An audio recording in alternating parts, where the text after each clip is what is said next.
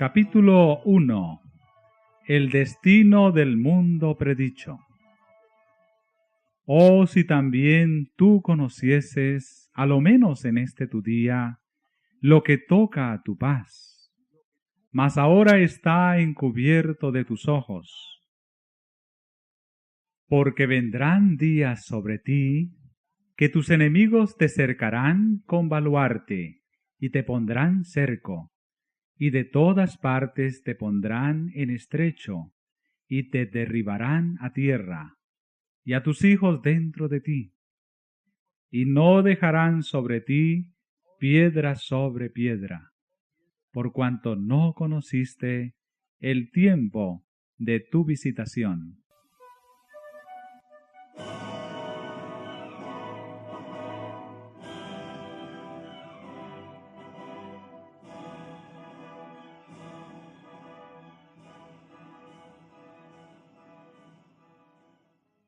Desde lo alto del monte de los olivos, miraba Jesús a Jerusalén, que ofrecía a sus ojos un cuadro de hermosura y de paz. Era tiempo de Pascua, y de todas las regiones del orbe, los hijos de Jacob se habían reunido para celebrar la gran fiesta nacional. De entre viñedos y jardines, como de entre las verdes laderas, donde se veían esparcidas las tiendas de los peregrinos, elevábanse las colinas con sus terrazas, los airosos palacios y los soberbios baluartes de la capital israelita. La hija de Sión parecía decir en su orgullo: estoy sentada reina y nunca veré el duelo, porque siendo amada como lo era, creía estar segura de merecer aún los favores del cielo, como en los tiempos antiguos, cuando el poeta rey cantaba: hermosa provincia, el gozo de toda la tierra es el monte de Sión, la ciudad del gran rey. Resaltaban a la vista las construcciones espléndidas del templo, cuyos muros de mármol blanco, como la nieve, estaban entonces iluminados por los últimos rayos del sol poniente, que al hundirse en el ocaso hacía resplandecer el oro de puertas, torres y pináculos, y así destacábase la gran ciudad, perfección de hermosura, orgullo de la nación judaica. ¿Qué hijo de Israel podía permanecer ante semejante espectáculo sin sentirse conmovido de gozo y admiración? Pero eran muy ajenos a todo esto los pensamientos que embargaban la mente de Jesús. Como llegó cerca viendo la ciudad, lloró sobre ella. En medio del regocijo que provocara su entrada triunfal, mientras el gentío agitaba palmas, y alegres hosanas repercutían en los montes, y 1000 voces le proclamaban rey, el Redentor del mundo se sintió abrumado por súbita y misteriosa tristeza. Él, el Hijo de Dios, el prometido de Israel, que había vencido a la muerte, arrebatándole sus cautivos, lloraba, no presa de común abatimiento, sino dominado por intensa e irreprimible agonía.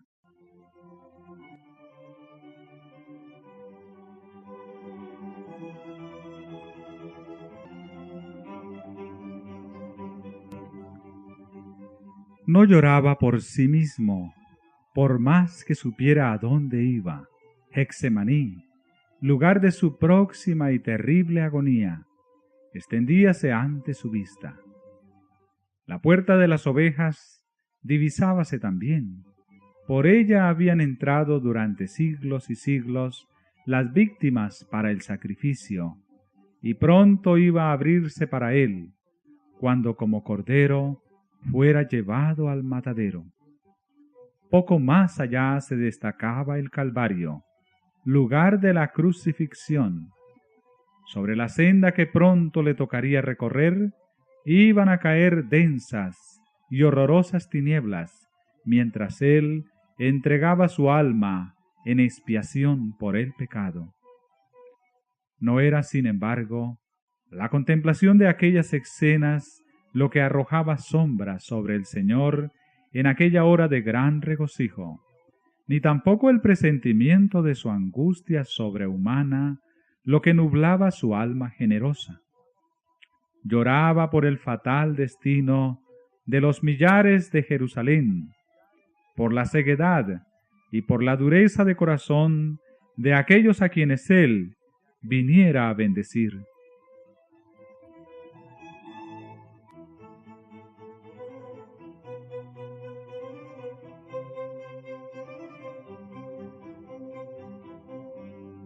La historia de más de 1000 años, durante los cuales Dios extendiera su favor especial y sus tiernos cuidados en beneficio de su pueblo escogido, desarrollábase ante los ojos de Jesús. Allí estaba el monte Moriah, donde el Hijo de la promesa, cual mansa víctima que se entrega sin resistencia, fue atado sobre el altar como emblema del sacrificio del Hijo de Dios. Allí fue donde se le habían confirmado al Padre de los creyentes el pacto de bendición y la gloriosa promesa de un Mesías. Allí era donde las llamas del sacrificio, al ascender al cielo desde la era de Ornán, habían desviado la espada del ángel exterminador, símbolo adecuado del sacrificio de Cristo y de su mediación por los culpables. Jerusalén había sido honrada por Dios sobre toda la tierra. El Señor había elegido a Sión, deseóla por habitación para sí. Allí habían proclamado los santos profetas durante siglos y siglos sus mensajes de amonestación. Allí habían mecido los sacerdotes sus incensarios y había subido hacia Dios el humo del incienso mezclado con las plegarias de los adoradores. Allí había sido ofrecida día tras día la sangre de los corderos sacrificados que anunciaban al Cordero de Dios que había de venir al mundo. Allí había manifestado Jehová su presencia en la nube de gloria sobre el propiciatorio. Allí se había asentado la base de la escalera mística que unía el cielo con la tierra, que Jacob viera en sueños, y por la cual los ángeles subían y bajaban, mostrando así al mundo el camino que conduce al lugar santísimo. De haberse mantenido Israel como nación fiel al cielo, Jerusalén habría sido para siempre la elegida de Dios. Pero la historia de aquel pueblo tan favorecido era un relato de sus apostasías y sus rebeliones. Había resistido la gracia del cielo, había abusado de sus prerrogativas y menospreciado sus oportunidades.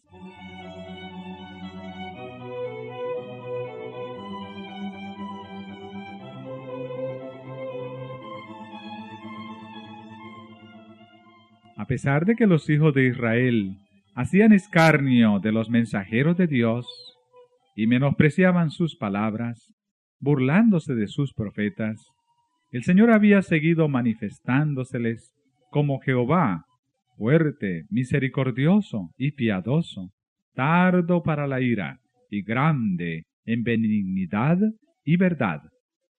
Y por más que le rechazaran una y otra vez, de continuo había seguido instándoles con bondad inalterable. Más grande que la amorosa compasión del Padre por su Hijo, era el solícito cuidado con que Dios velaba por su pueblo, enviándole amonestaciones por manos de sus mensajeros, madrugando para enviárselas, porque tuvo compasión de su pueblo y de su morada. Y al fin, Habiendo fracasado las amonestaciones, las reprensiones y las súplicas, les envió el mejor don del cielo, más aún, derramó todo el cielo en ese solo don.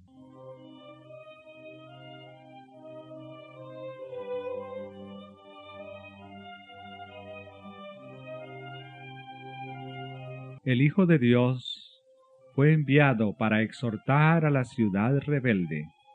Era Cristo quien había sacado a Israel como una vid de Egipto. Con su propio brazo había arrojado a los gentiles de delante de ella. La había plantado en un recuesto, lugar fértil.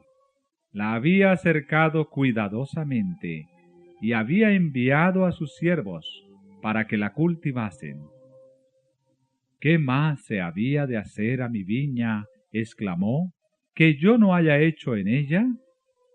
A pesar de estos cuidados, y por más que habiendo esperado que llevase uvas valiosas, las había dado silvestres.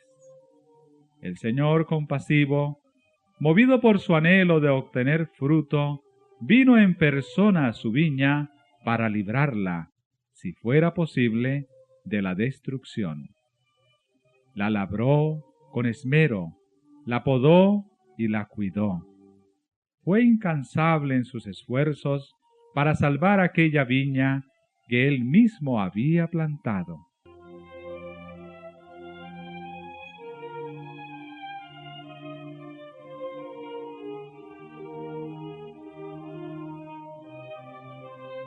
Durante 3 años, el Señor de la luz y de la gloria estuvo yendo y viniendo entre su pueblo.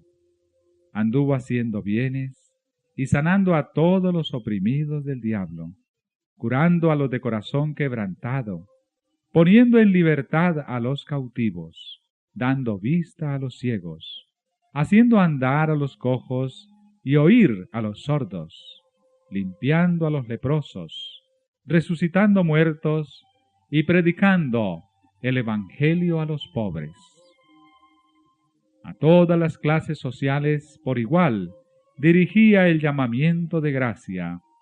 Venid a mí, todos los que estáis trabajados y cargados, que yo os haré descansar.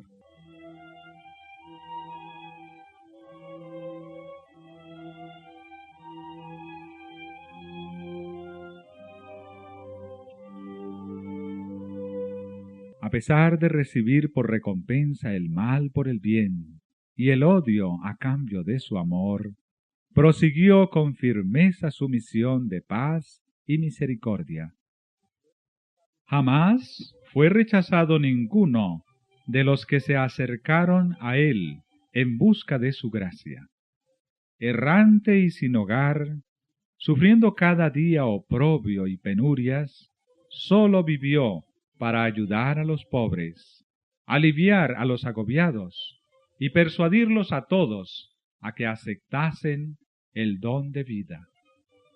Los efluvios de la misericordia divina eran rechazados por aquellos corazones endurecidos y reacios, pero volvían sobre ellos con más vigor, impulsados por la augusta compasión y por la fuerza del amor que sobrepuja a todo entendimiento.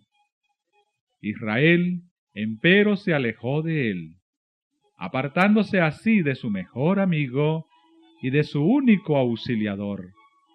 Su amor fue despreciado, rechazados sus dulces consejos y ridiculizadas sus cariñosas amonestaciones.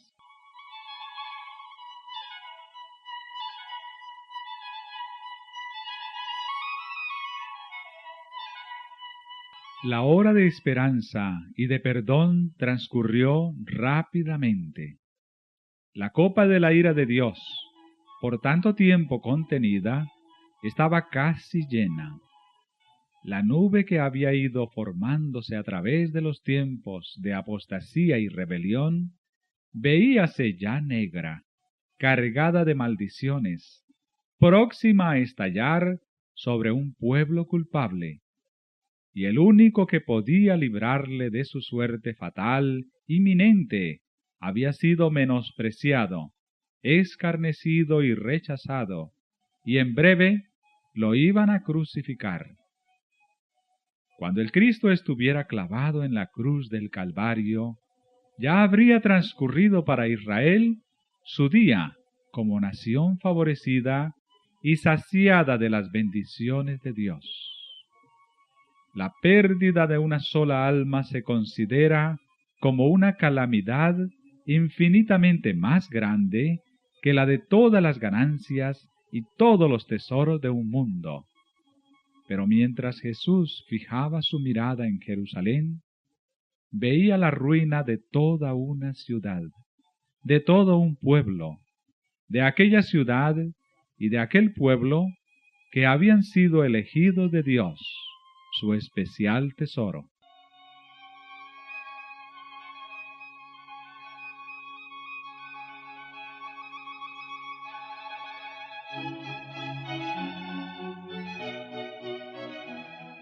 Los profetas habían llorado la apostasía de Israel y lamentado las terribles desolaciones con que fueron castigadas sus culpas. Jeremías deseaba que sus ojos se volvieran manantiales de lágrimas, para llorar día y noche por los muertos de la hija de su pueblo y por el rebaño del Señor que fue llevado cautivo. ¿Cuál no sería entonces la angustia de aquel cuya mirada profética abarcaba no unos pocos años, sino muchos siglos? Veía al ángel exterminador blandir su espada sobre la ciudad que por tanto tiempo fuera morada de Jehová. Desde la cumbre del monte de los olivos, en el lugar mismo que más tarde iba a ser ocupado por Tito y sus soldados, miró a través del valle los atrios y pórticos sagrados, y con los ojos nublados por las lágrimas, vio en horroroso anticipo los muros de la ciudad circundados por tropas extranjeras. Oyó el estrépito de las legiones que marchaban en son de guerra, y los tristes lamentos de las madres y de los niños que lloraban por pan en la ciudad sitiada. Vio el templo santo y hermoso, los palacios y las torres devorados por las llamas, dejando en su lugar tan solo un montón de humeantes ruinas.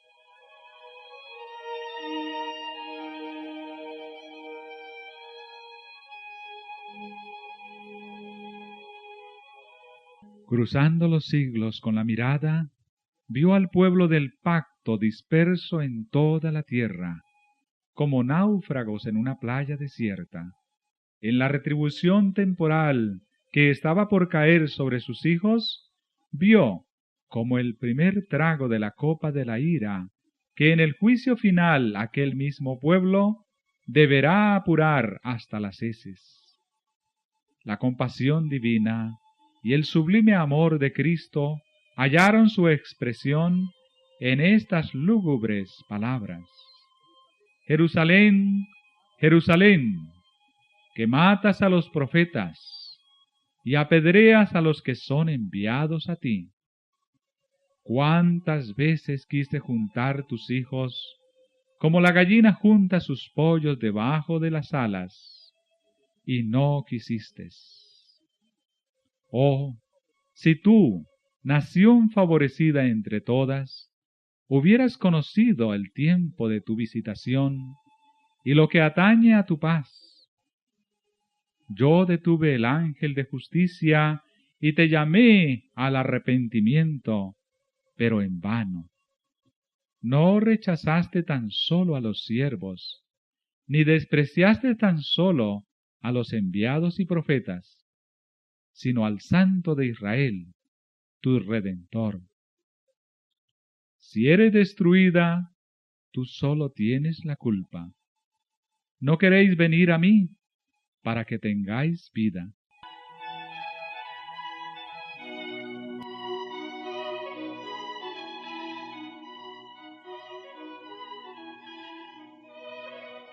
Cristo vio en Jerusalén un símbolo del mundo endurecido en la incredulidad y rebelión, que corría presuroso a recibir el pago de la justicia de Dios.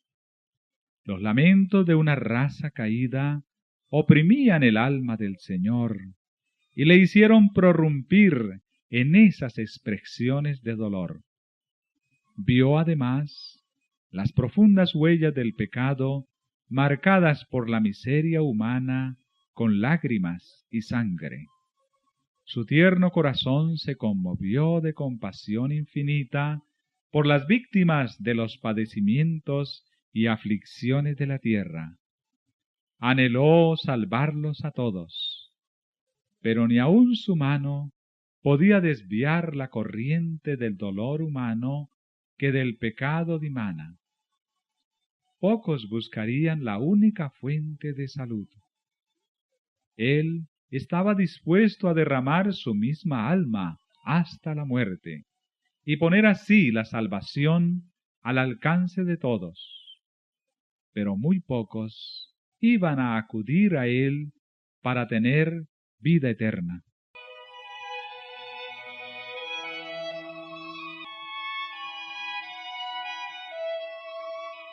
Mirad al Rey del cielo derramando copioso llanto. Ved al Hijo de Dios infinito, turbado en espíritu y doblegado bajo el peso del dolor. Los cielos se llenaron de asombro al contemplar semejante escena que pone tan de manifiesto la culpabilidad enorme del pecado y que nos enseña lo que le cuesta, aún al poder infinito, salvar al pecador de las consecuencias que le acarrea la transgresión de la ley de Dios. Dirigiendo Jesús sus miradas hasta la última generación, vio al mundo envuelto en un engaño semejante al que causó la destrucción de Jerusalén. El gran pecado de los judíos consistió en que rechazaron a Cristo. El gran pecado del mundo cristiano iba a consistir en que rechazarían la ley de Dios, que es el fundamento de su gobierno en el cielo y en la tierra. Los preceptos del Señor iban a ser menospreciados y anulados. Millones de almas sujetas al pecado, esclavas de Satanás, condenadas a sufrir la segunda muerte, se negarían a escuchar las palabras de verdad en el día de su visitación. Terrible ceguedad, extraña infatuación.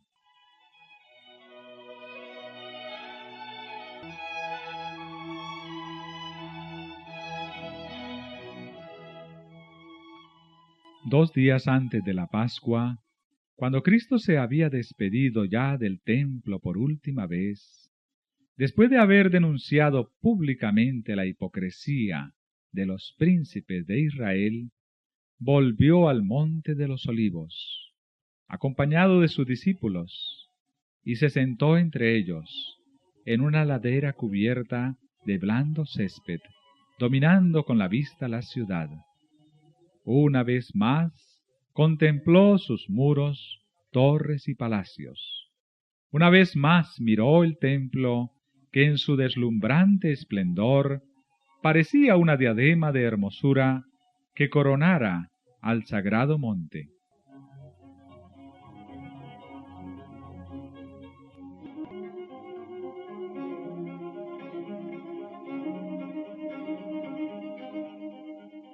Mil años antes, el salmista había magnificado la bondad de Dios hacia Israel, porque había escogido aquel templo como su morada.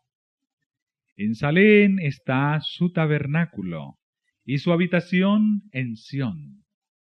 Escogió la tribu de Judá, el monte de Sión, al cual amó, y edificó su santuario a manera de eminencia. El primer templo había sido erigido durante la época de mayor prosperidad en la historia de Israel. Vastos almacenes fueron construidos para contener los tesoros que con dicho propósito acumulara el rey David, y los planos para la edificación del templo fueron hechos por inspiración divina. Salomón, el más sabio de los monarcas de Israel, completó la obra. Este templo resultó ser el edificio más soberbio que este mundo haya visto.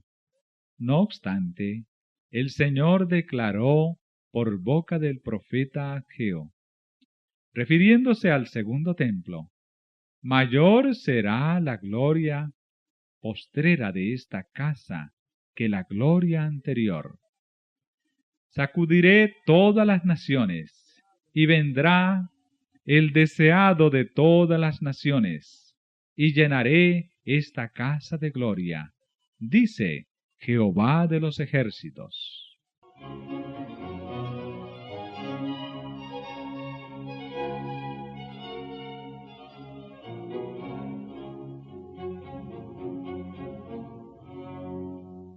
Después de su destrucción por Nabucodonosor, el templo fue reconstruido unos 5 siglos antes del nacimiento de Cristo, por un pueblo que tras largo cautiverio había vuelto a su país asolado y casi desierto.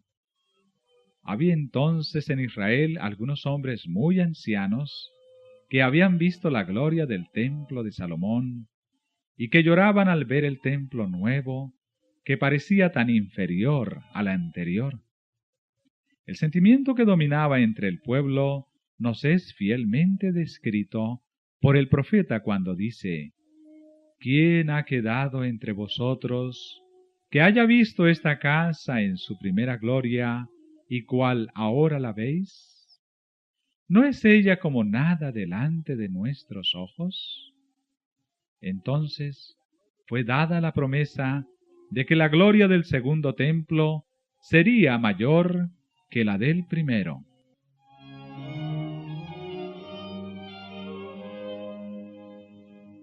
Pero el segundo templo no igualó al primero en magnificencia, ni fue santificado por las señales visibles de la presencia divina con lo que fuera el templo de Salomón, ni hubo tampoco manifestaciones de poder sobrenatural que dieran realce a su dedicación.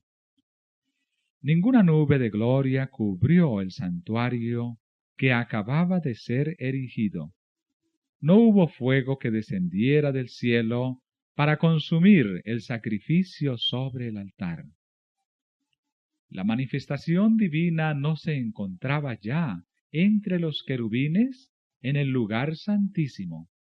Ya no estaban allí el arca del testimonio, ni el propiciatorio, ni las tablas de la ley. Ninguna voz del cielo se dejaba oír para revelar la voluntad del Señor al sacerdote que preguntaba por ella.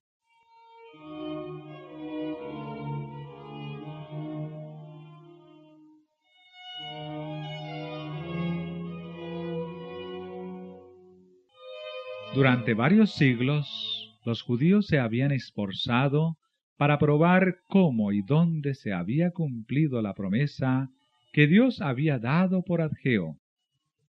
Pero el orgullo y la incredulidad habían cegado su mente de tal modo que no comprendían el verdadero significado de las palabras del profeta.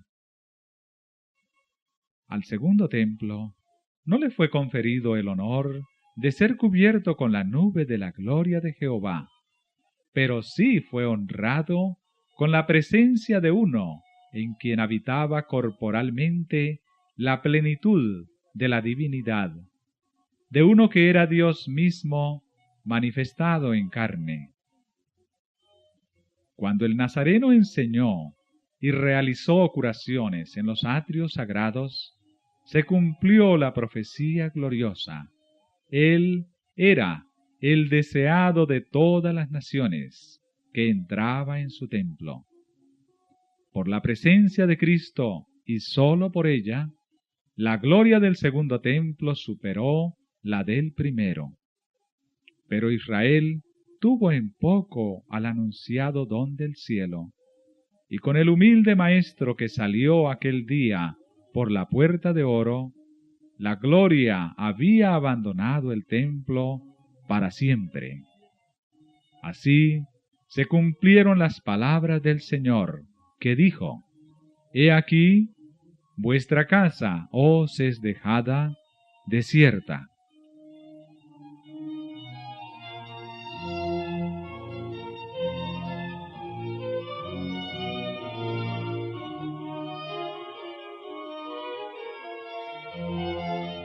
Los discípulos se habían llenado de asombro y hasta de temor al oír las predicciones de Cristo respecto de la destrucción del templo, y deseaban entender de un modo más completo el significado de sus palabras. Durante más de 40 años se habían prodigado riquezas, trabajo y arte arquitectónico para enaltecer los esplendores y la grandeza de aquel templo. Herodes el Grande y hasta el mismo emperador del mundo contribuyeron con los tesoros de los judíos y con las riquezas romanas a engrandecer la magnificencia del hermoso edificio. Con este objeto, habíanse importado de Roma enormes bloques de preciado mármol de tamaño casi fabuloso, a los cuales los discípulos llamaron la atención del maestro, diciéndole: «Mira qué piedras y qué edificios».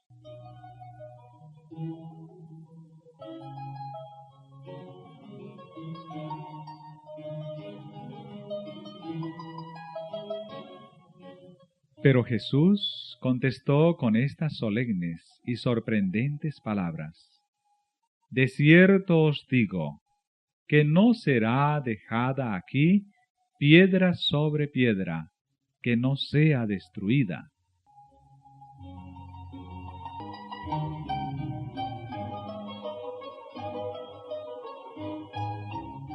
Los discípulos creyeron que la destrucción de Jerusalén coincidiría con los sucesos de la venida personal de Cristo, revestido de gloria temporal, para ocupar el trono de un imperio universal, para castigar a los judíos impenitentes y libertar a la nación del yugo romano. Cristo les había anunciado que volvería, y por eso, al oírle predecir los juicios que amenazaban a Jerusalén, se figuraron que ambas cosas sucederían al mismo tiempo y, al reunirse en derredor del Señor en el monte de los Olivos, le preguntaron: ¿cuándo serán estas cosas? ¿Y qué señal habrá de tu venida y del fin del mundo?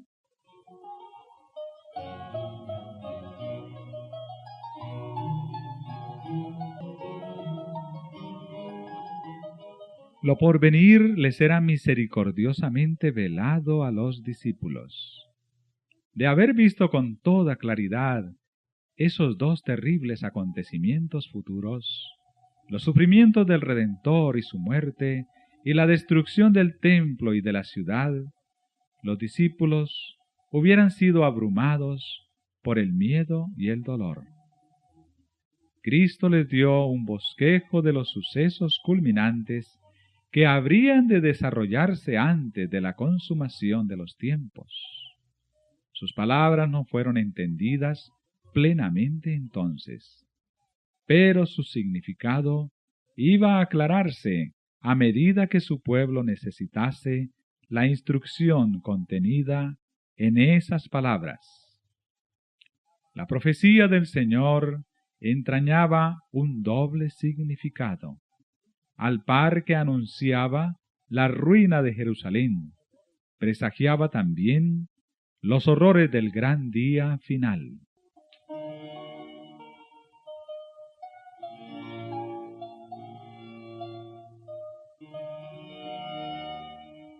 Jesús declaró a los discípulos los castigos que iban a caer sobre el apóstata Israel, y especialmente los que debería sufrir por haber rechazado y crucificado al Mesías. Iban a producirse señales inequívocas, precursoras del espantoso desenlace. La hora aciaga llegaría presta y repentinamente. Y el Salvador advirtió a sus discípulos: por tanto, cuando viereis la abominación del asolamiento, que fue dicha por Daniel profeta, que estará en el lugar santo, el que le entienda, entonces los que están en Judea huyan a los montes. Tan pronto como los estandartes del ejército romano idólatra fuesen clavados en el suelo sagrado, que se extendía varios estadios más allá de los muros, los creyentes en Cristo debían huir a un lugar seguro. Al ver la señal preventiva, todos los que quisieran escapar debían hacerlo sin tardar. Tanto en tierra de Judea como en la propia ciudad de Jerusalén, el aviso de la fuga debía ser aprovechado en el acto.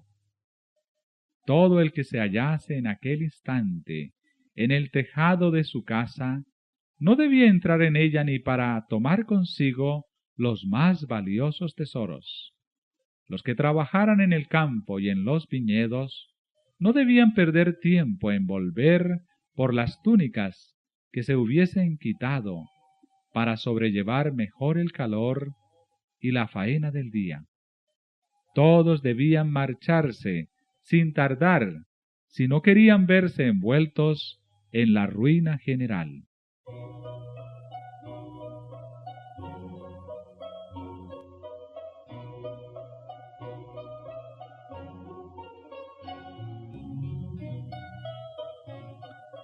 Durante el reinado de Herodes, la ciudad de Jerusalén no sólo había sido notablemente embellecida, sino también fortalecida. Se erigieron torres, muros y fortalezas que, unidos a la ventajosa situación topográfica del lugar, la hacían aparentemente inexpugnable. Si en aquellos días alguien hubiese predicho públicamente la destrucción de la ciudad, sin duda habría sido considerado, cual lo fuera Noé en su tiempo, como alarmista insensato. Pero Cristo había dicho: el cielo y la tierra pasarán, mas mis palabras no pasarán. La ira del Señor se había declarado contra Jerusalén a causa de sus pecados, y su obstinada incredulidad hizo inevitable su condenación.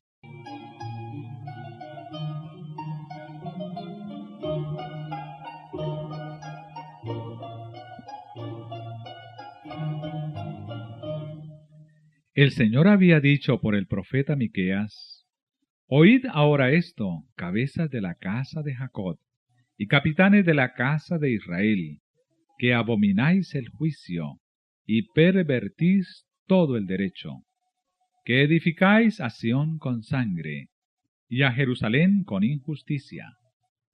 Sus cabezas juzgan por cohecho, y sus sacerdotes enseñan por precio, y sus profetas adivinan por dinero, y apóyanse en Jehová diciendo: ¿no está Jehová entre nosotros? No vendrá mal sobre nosotros.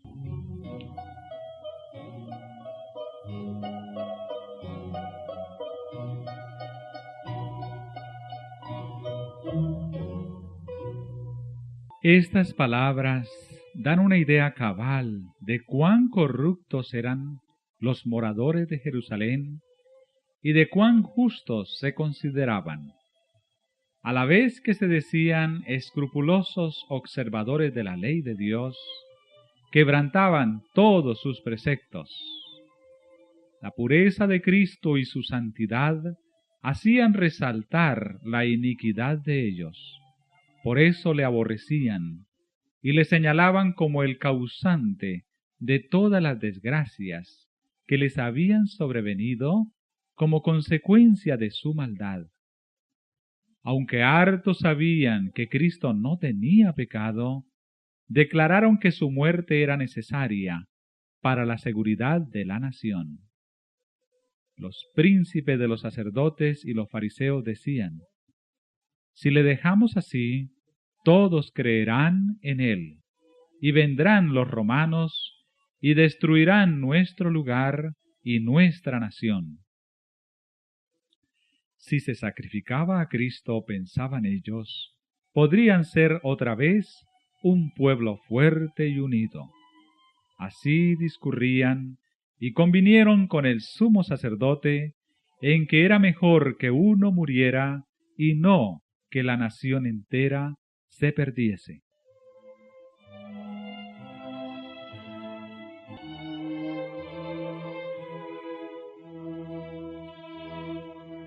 Así era como los príncipes y judíos habían edificado a Sión con sangre y a Jerusalén con iniquidad. Y al paso que sentenciaban a muerte a su Salvador, porque les echara en cara sus iniquidades, se atribuían tanta justicia que se consideraban el pueblo favorecido de Dios y esperaban que el Señor viniese a librarlos de sus enemigos. Por tanto, había añadido el profeta: a causa de vosotros será Sión arada como campo, y Jerusalén será majanos, y el monte de la casa como cumbres de breñal.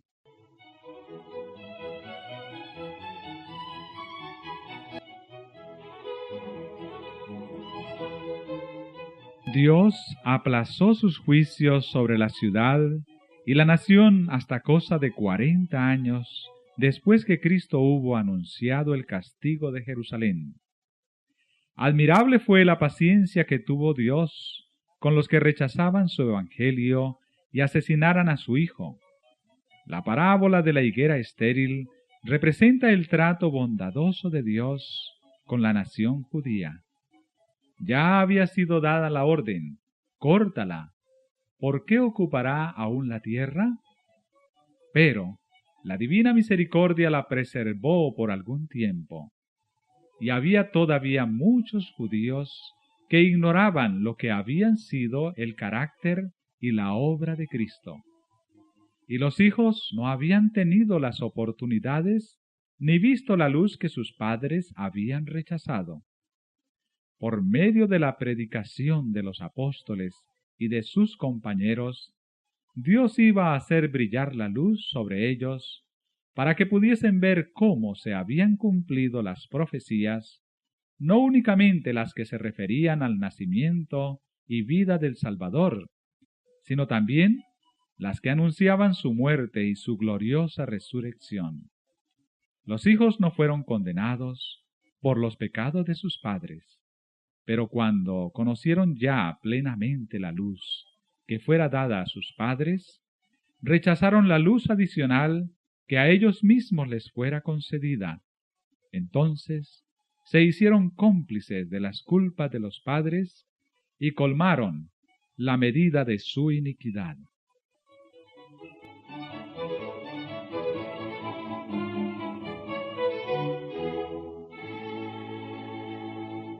La longanimidad de Dios hacia Jerusalén no hizo sino confirmar a los judíos en su terca impenitencia. Por el odio y la crueldad que manifestaron hacia los discípulos de Jesús, rechazaron el último ofrecimiento de misericordia. Dios les retiró entonces su protección y dio rienda suelta a Satanás y a sus ángeles, y la nación cayó bajo el dominio del caudillo que ella misma se había elegido. Sus hijos menospreciaron la gracia de Cristo, que los habría capacitado para subyugar sus malos impulsos, y éstos los vencieron. Satanás despertó las más fieras y degradadas pasiones de sus almas. Los hombres ya no razonaban, completamente dominados por sus impulsos y su ira ciega. En su crueldad se volvieron satánicos. Tanto en la familia como en la nación, en las clases bajas como en las clases superiores del pueblo, no reinaban más que la sospecha, la envidia, el odio, el altercado, la rebelión y el asesinato. No había seguridad en ninguna parte. Los amigos y parientes se hacían traición unos a otros. Los padres mataban a los hijos y éstos a sus padres. Los que gobernaban al pueblo no tenían poder para gobernarse a sí mismos. Las pasiones más desordenadas los convertía en tiranos. Los judíos habían aceptado falsos testimonios para condenar al Hijo inocente de Dios. Y ahora las acusaciones más falsas hacían inseguras sus propias vidas. Con sus hechos habían expresado desde hacía tiempo sus deseos. Quitad de delante de nosotros al Santo de Israel. Y ya dichos deseos se habían cumplido. El temor de Dios no les preocupaba más. Satanás se encontraba ahora al frente de la nación y las más altas autoridades civiles y religiosas estaban bajo su dominio.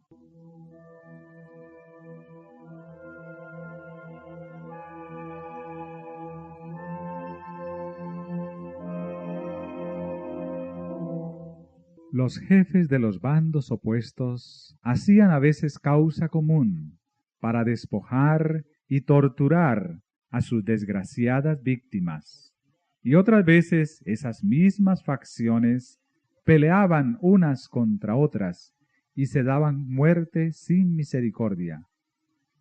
Ni la santidad del templo podía refrenar su ferocidad. Los fieles eran derribados al pie de los altares, y el santuario era mancillado por los cadáveres de aquellas carnicerías. No obstante, en su necia y abominable presunción, los instigadores de la obra infernal declaraban públicamente que no temían que Jerusalén fuese destruida, pues era la ciudad de Dios. Y con el propósito de afianzar su satánico poder, sobornaban a falsos profetas para que proclamaran que el pueblo debía esperar la salvación de Dios, aunque ya el templo estaba sitiado por las legiones romanas. Hasta el fin, las multitudes creyeron firmemente que el Todopoderoso intervendría para derrotar a sus adversarios. Pero Israel había despreciado la protección de Dios, y no había ya defensa alguna para él. Desdichada Jerusalén, mientras la desgarraban las contiendas intestinas, y la sangre de sus hijos, derramada por sus propias manos, teñía sus calles de carmesí, los ejércitos enemigos echaban a tierra sus fortalezas y mataban a sus guerreros.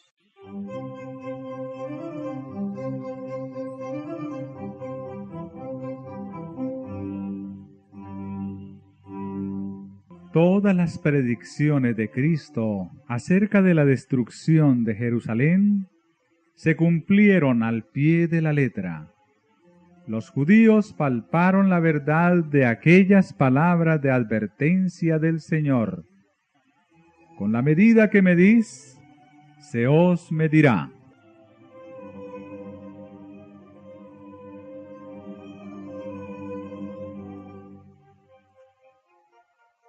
Aparecieron muchas señales y maravillas como síntomas precursores del desastre y de la condenación. A la medianoche una luz extraña brillaba sobre el templo y el altar. En las nubes, a la puesta del sol, se veían como carros y hombres de guerra que se reunían para la batalla. Los sacerdotes que ministraban de noche en el santuario eran aterrorizados por ruidos misteriosos. Temblaba la tierra y se oían voces que gritaban: «¡Salgamos de aquí!».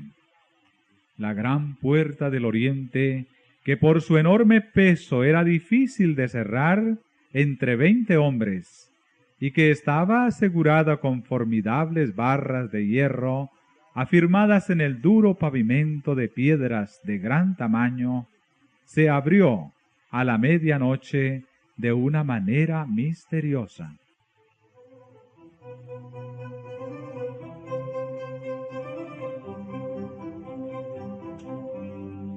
Durante 7 años un hombre recorrió continuamente las calles de Jerusalén, anunciando las calamidades que iban a caer sobre la ciudad.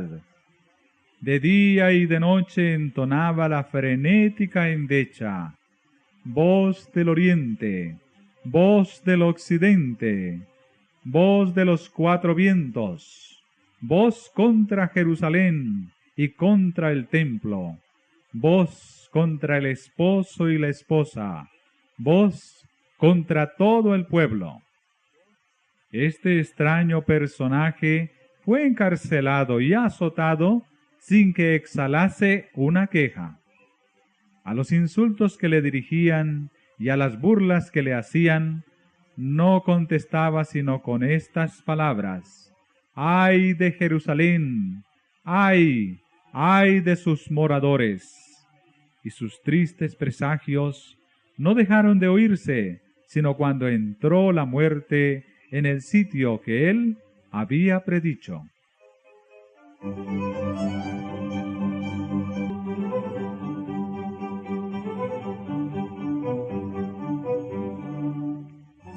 Ni un solo cristiano pereció en la destrucción de Jerusalén. Cristo había prevenido a sus discípulos, y todos los que creyeron sus palabras esperaron atentamente las señales prometidas. Cuando viereis a Jerusalén cercada de ejércitos, había dicho Jesús, sabed entonces que su destrucción ha llegado. Entonces los que estuvieren en Judea huyan a los montes, y los que en medio de ella váyanse. Después que los soldados romanos, al mando del general Cestio Galo, hubieron rodeado la ciudad, abandonaron de pronto el sitio de una manera inesperada, y eso cuando todo parecía favorecer un asalto inmediato. Perdida ya la esperanza de poder resistir el ataque, los sitiados estaban a punto de rendirse, cuando el general romano retiró sus fuerzas sin motivo aparente para ello.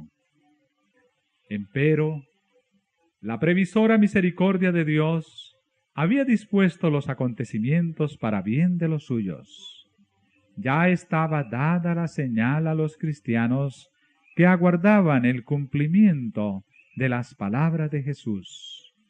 Y en aquel momento se les ofrecía una oportunidad que debían aprovechar para huir, conforme a las indicaciones dadas por el Maestro.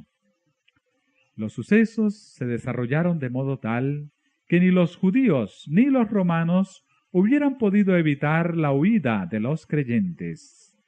Habiéndose retirado Cestio, los judíos hicieron una salida para perseguirle, y entre tanto que ambas fuerzas estaban así empeñadas, los cristianos pudieron salir de la ciudad, aprovechando la circunstancia de estar los alrededores totalmente despejados de enemigos que hubieran podido cerrarles el paso. En la época del sitio, los judíos habían acudido numerosos a Jerusalén para celebrar la fiesta de los tabernáculos, y así fue como los cristianos esparcidos por todo el país pudieron escapar sin dificultad. Inmediatamente se encaminaron hacia un lugar seguro, la ciudad de Pella, en tierra de Perea, allende el Jordán.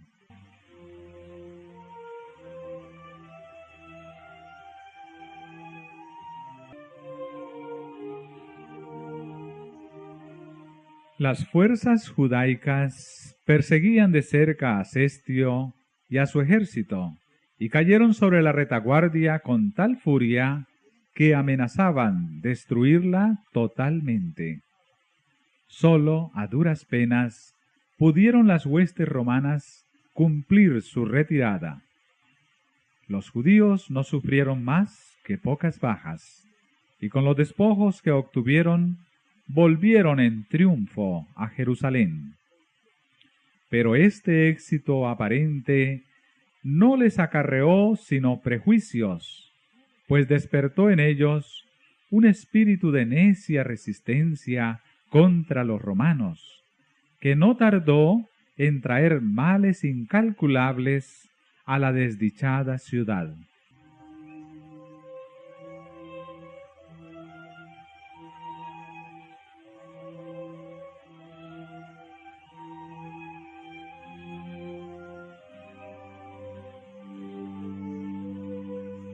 Espantosas fueron las calamidades que sufrió Jerusalén cuando el sitio se reanudó bajo el mando de Tito. La ciudad fue sitiada en el momento de la Pascua, cuando millones de judíos se hallaban reunidos dentro de sus muros. Los depósitos de provisiones que, de haber sido conservados, hubieran podido abastecer a toda la población por varios años, habían sido destruidos a consecuencia de la rivalidad y de las represalias de las facciones en lucha, y pronto los vecinos de Jerusalén empezaron a sucumbir a los horrores del hambre.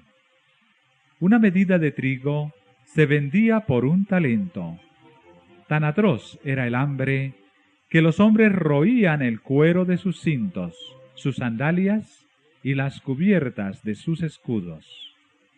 Muchos salían durante la noche para recoger las plantas silvestres que crecían fuera de los muros, a pesar de que muchos de ellos eran aprehendidos y muertos por crueles torturas, y a menudo los que lograban escapar eran despojados de aquello que habían conseguido, aún con riesgo de la vida. Los que estaban en el poder imponían los castigos más infamantes para obligar a los necesitados a entregar los últimos restos de provisiones que guardaban escondidos. Y tamañas atrocidades eran perpetradas muchas veces por gente bien alimentada que sólo deseaba almacenar provisiones para más tarde.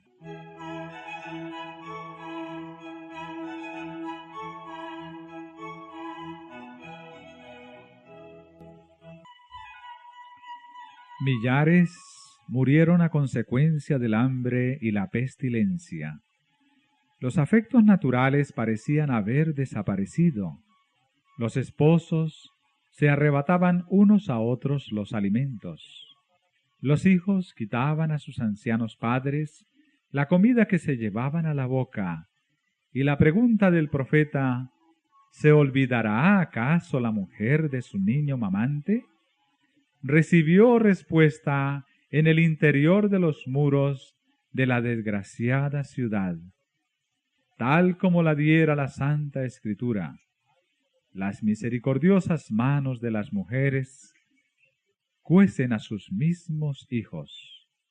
Estos les sirven de comida en el quebranto de la hija de mi pueblo.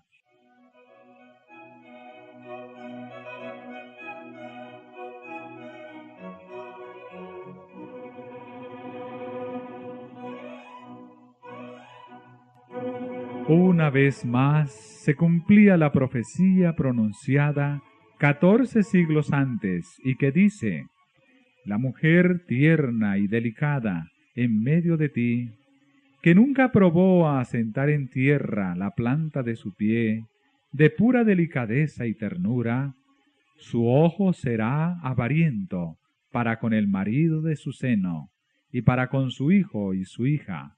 Así, respecto de su niño recién nacido, como respecto de sus demás hijos que hubiere parido, porque ella sola los comerá ocultamente en la falta de todo, en la premura y en la estrechez con que te estrecharán tus enemigos dentro de tus ciudades.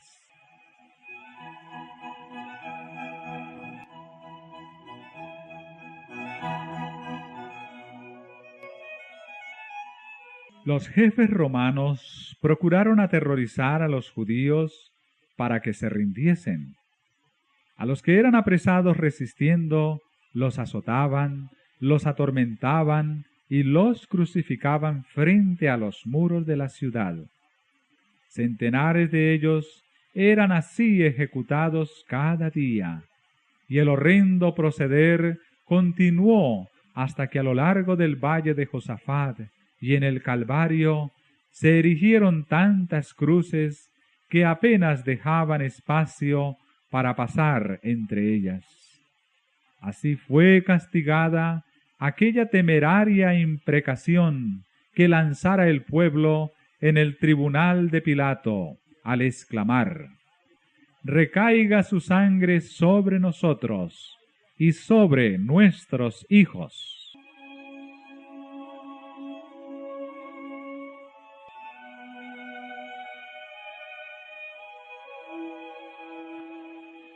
De buen grado hubiera Tito hecho cesar tan terribles escenas y ahorrado a Jerusalén la plena medida de su condenación. Le horrorizaba ver los montones de cadáveres en los valles. Como obsesionado, miraba desde lo alto del monte de los Olivos el magnífico templo y dio la orden en que no se tocara una sola de sus piedras. Antes de hacer la tentativa de apoderarse de esa fortaleza, dirigió un fervoroso llamamiento a los jefes judíos para que no le obligasen a profanar con sangre el lugar sagrado. Si querían salir a pelear en cualquier otro sitio, ningún romano violaría la santidad del templo. Josefo mismo, en elocuentísimo discurso, les rogó que se entregasen para salvarse a sí mismos, a su ciudad y su lugar de culto. Pero respondieron a sus palabras con maldiciones y arrojaron dardos a su último mediador humano, mientras alegaba con ellos. Los judíos habían rechazado las súplicas del Hijo de Dios, y ahora cualquier otra instancia o amonestación no podía obtener otro resultado que inducirlos a resistir hasta el fin. Vanos fueron los esfuerzos de Tito para salvar el templo. Uno mayor que él había declarado que no quedaría piedra sobre piedra que no fuese derribada.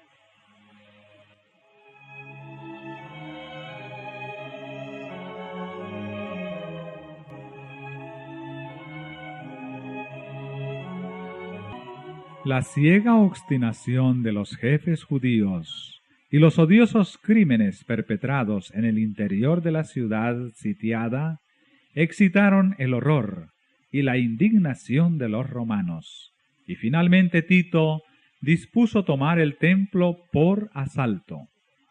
Resolvió, sin embargo, que si era posible evitaría su destrucción, pero sus órdenes no fueron obedecidas. A la noche, cuando se había retirado a su tienda para descansar, los judíos hicieron una salida desde el templo y atacaron a los soldados que estaban afuera. Durante la lucha, un soldado romano arrojó al pórtico por una abertura un leño encendido, e inmediatamente ardieron los aposentos enmaderados de cedro que rodeaban el edificio santo. Tito acudió apresuradamente, seguido por sus generales y legionarios, y ordenó a los soldados que apagasen las llamas. Sus palabras no fueron escuchadas. Furiosos, los soldados arrojaban teas encendidas en las cámaras contiguas al templo y con sus espadas degollaron a gran número de los que habían buscado refugio allí. La sangre corría como agua por las gradas del templo. Miles y miles de judíos perecieron. Por sobre el ruido de la batalla se oían voces que gritaban: «Y Chabot, la gloria se alejó».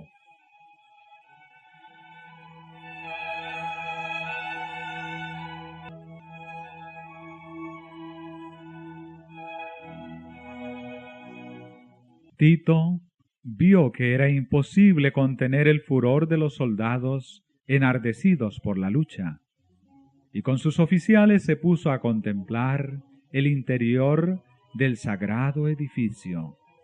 Su esplendor los dejó maravillados, y como él notase que el fuego no había llegado aún al lugar santo, hizo un postrer esfuerzo para salvarlo, saliendo precipitadamente y exhortando con energía a los soldados para que se empeñasen en contener la propagación del incendio. El centurión Liberalis hizo cuanto pudo con su insignia de mando para conseguir la obediencia de los soldados, pero ni siquiera el respeto al emperador bastaba ya para apaciguar la furia de la soldadesca contra los judíos y su ansia insaciable de saqueo.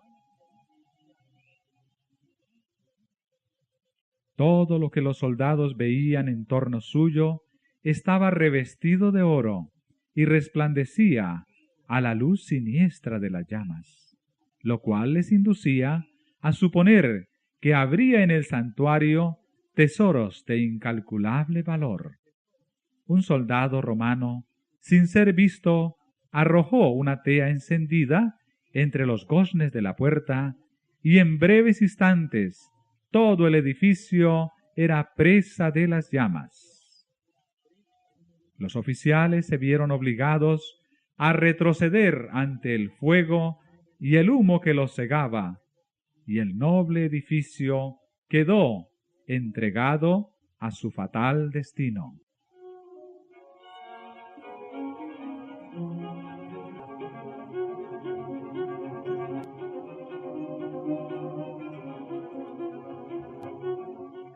Aquel espectáculo llenaba de espanto a los romanos. ¿Qué sería para los judíos? Toda la cumbre del monte que dominaba la ciudad despedía fulgores como el cráter de un volcán en plena actividad. Los edificios iban cayendo a tierra uno tras otro, en medio de un estrépito tremendo, y desaparecían en el abismo ardiente. Las techumbres de cedro eran como sábanas de fuego, los dorados capiteles de las columnas relucían como espigas de luz rojiza, y los torreones inflamados despedían espesas columnas de humo y lenguas de fuego. Las colinas vecinas estaban iluminadas y dejaban ver grupos de gentes que se agolpaban por todas partes, siguiendo con la vista, en medio de horrible inquietud, el avance de la obra destructora. Los muros y las alturas de la ciudad estaban llenos de curiosos, que ansiosos contemplaban la escena, algunos con rostros pálidos, por hallarse presa de la más atroz desesperación, otros encendidos por la ira al ver su impotencia para vengarse. El tumulto de las legiones romanas, que desbandadas corrían de acá para allá, y los agudos lamentos de los infelices judíos que morían entre las llamas, se mezclaban con el chisporroteo del incendio y con el estrépito de los derrumbes. En los montes repercutían los gritos de espanto y los ayes de la gente que se hallaba en las alturas. A lo largo de los muros se oían gritos y gemidos, y aun los que morían de hambre hacían un supremo esfuerzo para lanzar un lamento de angustia y desesperación.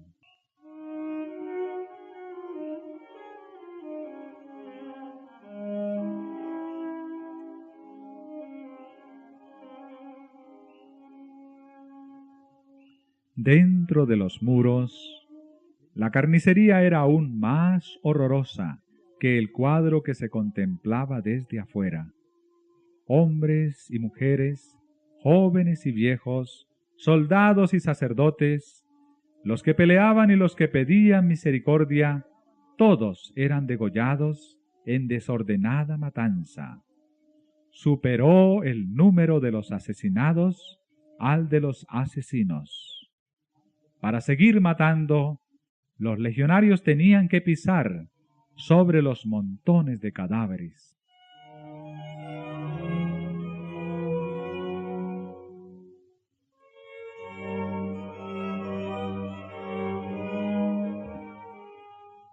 Destruido el templo, no tardó la ciudad entera en caer en poder de los romanos. Los caudillos judíos abandonaron las torres que consideraban inexpugnables, y Tito las encontró vacías.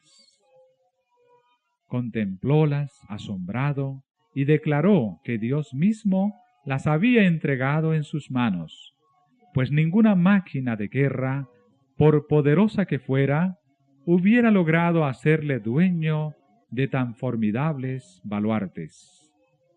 La ciudad y el templo fueron arrasados hasta sus cimientos.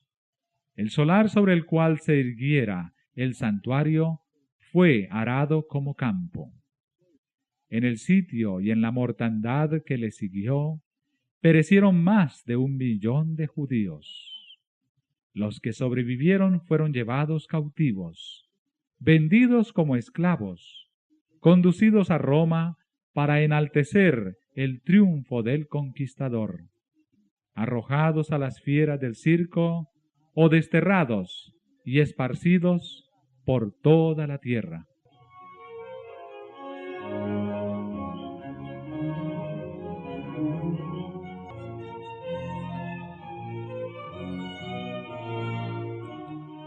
Los judíos habían forjado sus propias cadenas, habían colmado la copa de la venganza. En la destrucción absoluta de que fueron víctimas como nación, y en todas las desgracias que les persiguieron en la dispersión, no hacían sino cosechar lo que habían sembrado con sus propias manos. Dice el profeta: «Es tu destrucción, oh Israel, el que estés contra mí, porque has caído por tu iniquidad». Los padecimientos de los judíos son muchas veces representados como castigo que cayó sobre ellos por decreto del Altísimo. Así es como el gran engañador procura ocultar su propia obra. Por la tenacidad con que rechazaron el amor y la misericordia de Dios, los judíos le hicieron retirar su protección, y Satanás pudo regirlos como quiso. Las horrorosas crueldades perpetradas durante la destrucción de Jerusalén demuestran el poder con que se ensaña Satanás sobre aquellos que ceden a su influencia.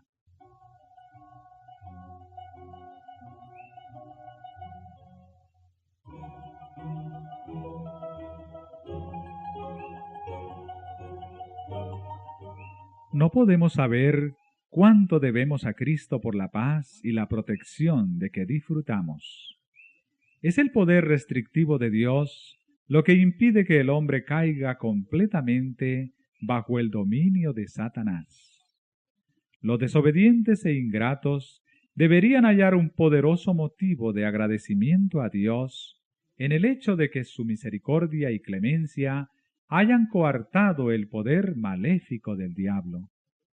Pero cuando el hombre traspasa los límites de la paciencia divina, ya no cuenta con aquella protección que le libraba del mal.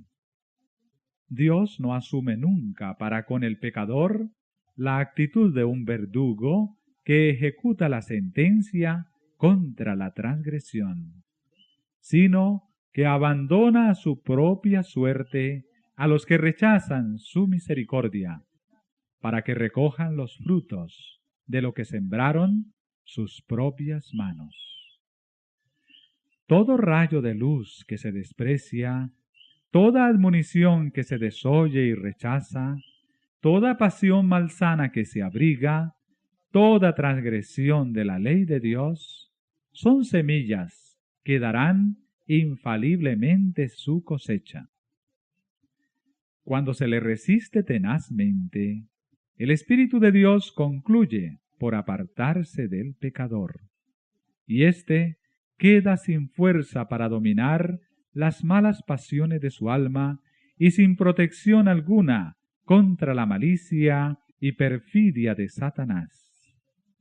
La destrucción de Jerusalén es una advertencia terrible y solemne para todos aquellos que menosprecian los dones de la gracia divina y que resisten a las instancias de la misericordia divina. Nunca se dio un testimonio más decisivo de cuánto aborrece Dios el pecado y de cuán inevitable es el castigo que sobre sí atraen los culpables.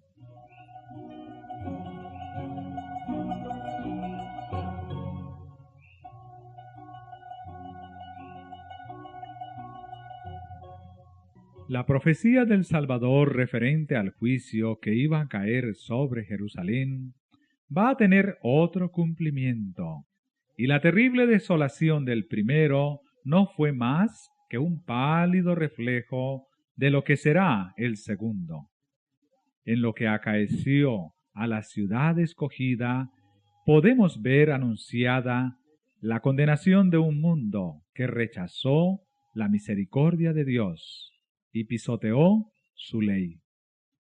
Lóbregos son los anales de la humana miseria que ha conocido la tierra a través de siglos de crímenes. Al contemplarlos, el corazón desfallece y la mente se abruma de estupor.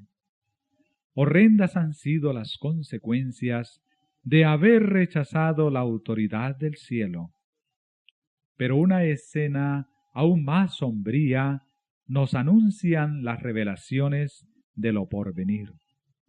La historia de lo pasado, la interminable serie de alborotos, conflictos y contiendas, toda la armadura del guerrero en el tumulto de batalla, y los vestidos revolcados en sangre, ¿qué son y qué valen en comparación con los horrores de aquel día, cuando el Espíritu de Dios se aparte del todo de los impíos y los deje abandonados a sus fieras pasiones y a merced de la saña satánica? Entonces el mundo verá, como nunca los vio, los resultados del gobierno de Satanás.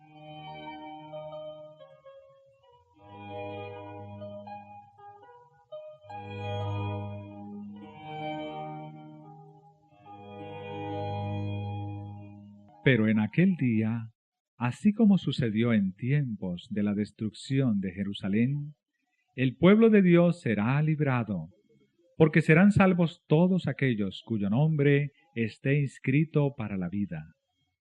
Nuestro Señor Jesucristo anunció que vendrá a la segunda vez para llevarse a los suyos.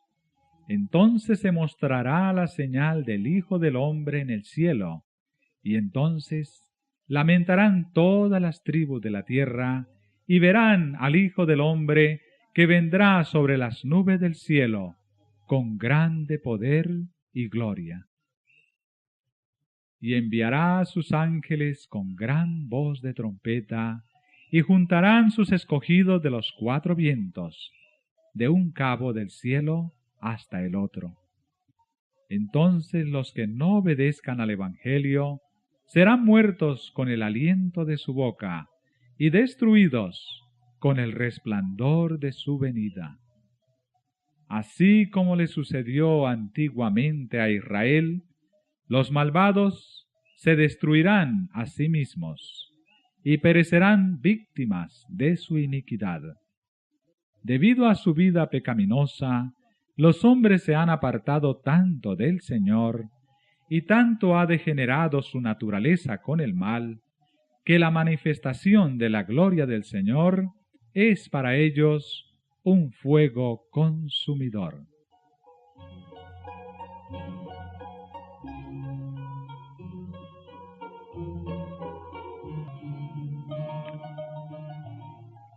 Deben guardarse los hombres de no menospreciar el aviso de Cristo respecto a su segunda venida, porque como anunció a los discípulos la destrucción de Jerusalén y les dio una señal para cuando se acercara la ruina, así también previno al mundo del día de la destrucción final y nos dio señales de la proximidad de ésta, para que todos los que quieran puedan huir de la ira que vendrá, dijo Jesús. Y habrá señales en el sol y en la luna y en las estrellas, y sobre la tierra angustia de naciones. Cuando viereis todas estas cosas, sabed que está cercano a las puertas. Velad, pues, es la amonestación del Señor. Los que le presten atención no serán dejados en tinieblas, ni sorprendidos por aquel día.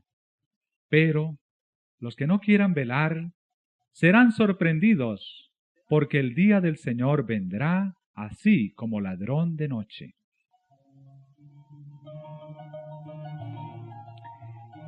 El mundo no está hoy más dispuesto a creer el mensaje dado para este tiempo de lo que estaba en los días de los judíos para recibir el aviso del Salvador respecto a la ruina de Jerusalén. Venga cuando venga, el día de Dios caerá repentinamente sobre los impíos desprevenidos.